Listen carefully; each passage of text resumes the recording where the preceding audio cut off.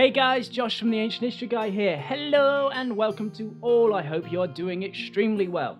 Anyways, today we are going to go on a bit of a deep dive into Athenian democracy, specifically a brief overview as to how Athenian democracy started and how it actually affected every aspect of Athenian life, especially in the military.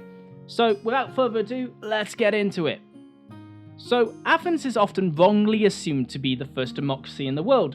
Truth be told, democracies have been popping up into existence since way before Athens. Most noticeable of this was that of the Roman Republic, however we are digressing. Before becoming a democracy, Athens was ruled by a series of rulers known as tyrants. Now, we need to get rid of our modern day association with the word tyrant. Nowadays we think of tyrants as almost authoritarian dictators who are extremely cruel to their populace. Truth be told, Athens and indeed most of ancient Greek tyrants actually ruled their people fairly well. This was all because of the notion that in order to stay in power, you have to have the people on your side. If you did not have the people on your side, then what was to stop the people replacing you with someone who was more agreeable to them? As a result, a lot of tyrants actually made grand gestures towards the people, with the last tyrant of Athens being known as a patron of the arts and of poets. It was only after a series of events that led to Sparta intervening in Athenian politics that eventually resulted in the Spartans expelling the last Athenian tyrant. That's right, the Spartans got rid of their tyrant, not the Athenians. What followed afterwards was a massive reform of the Athenian state. This took quite a lot of work, and especially perseverance. Simply put, in order to make the state what we now associate with Athens, a lot of people were killed, and Athens became quite a brutal city to live in. Through trial and error, the Athenians eventually came up with a democratic system that worked, one where all male citizens had to regularly meet and partake in a form of government the Athenians called democracy. It should be noted that it was only male citizens that could partake in this. Women, non-citizens, and slaves were not allowed. These citizens would regularly meet on top of a hill and vote by scribing on pieces of broken pottery. Here they would debate and vote on all matters of the city, varying from business to warfare. Now, Athens' last tyrant had actually fled to the Achaemenid or Persian Empire. There, news reached the Persian court that Athens had aided in a small rebellion of the Greeks of Ionia, a small portion of the Persian Empire in modern-day Turkey. The Persians began to make plans to invade the Greek mainland, mainly as a way of keeping the Greeks in check.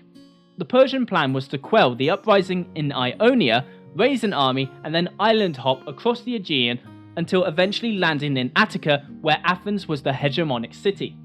Once they had defeated the Athenians and their allies, the Persians would then place the exiled Athenian tyrant back in power.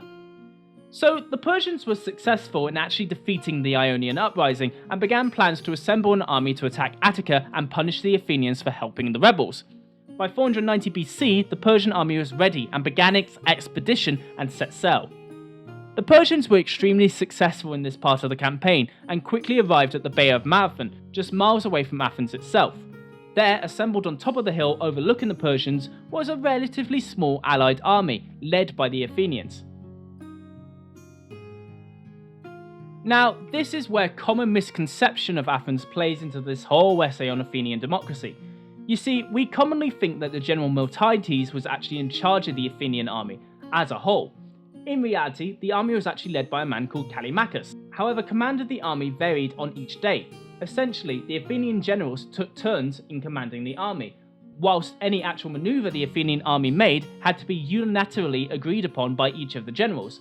This was a reflection of how the Athenian mindset now worked, and how wholeheartedly they had embraced democracy. Even in a unit as important as the army, each general had to vote on whether or not something was the right course of action. Now, the reason why we remember Miltiades as opposed to Callimachus is because the day before the Athenians attacked the Persian lines, Miltiades noticed that the Persian cavalry had withdrawn from the battlefield, and was currently heading towards Athens. Miltiades argued that now was the perfect time to attack, as now their men could not be outflanked by the fast Persian cavalry, something which had been instrumental to the Persians defeating the rebellion in Ionia. A war council was assembled and each of the generals voted on whether or not to attack. Miltiades won the vote, and the very next day, the Greeks attacked and slaughtered the Persians down on the beach below. Now, what I find interesting about this is how deeply sold the Athenians were on this idea of democracy. Indeed, something that needed quick on-the-spot decisions, such as warfare, had to be debated and even voted upon. Personally, I find it mind-boggling that the Athenian army was able to come to such an important decision so quickly, as this was literally a make-or-break situation. The Persian cavalry was on its way to Athens, and if they didn't defeat the Persian army here and now, then their whole way of life, which they had paid for in blood, was gone. Also, what's interesting when researching this video is just how many misconceptions about Athenian democracy there is. I, for one, thought that it was the Athenians that drove out their last tyrants, but in reality it was a political intervention carried out by the Spartans, and the Athenians simply just rolled with it. It was also amazing to consider the fact that Athens went through an entire political reform, which was extremely bloody by the way, and then settled on a form of democracy that worked, all within one lifetime.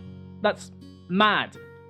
So, to summarise, Athenian democracy played into all parts of life, even the military, where each general, even the one that was technically in charge, had to vote on everything. Nonetheless, the voting system would have a drastic effect on ancient Greece, as well as the world as a whole. But anyway, those are just my thoughts. What do you think? Let me know down in the comments below.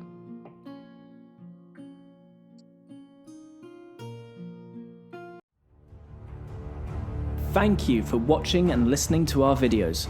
Be sure to like, comment and subscribe if you've enjoyed. All sources are listed and linked in the description below. I've been the Ancient History Guy, and as always, I'll be seeing you later.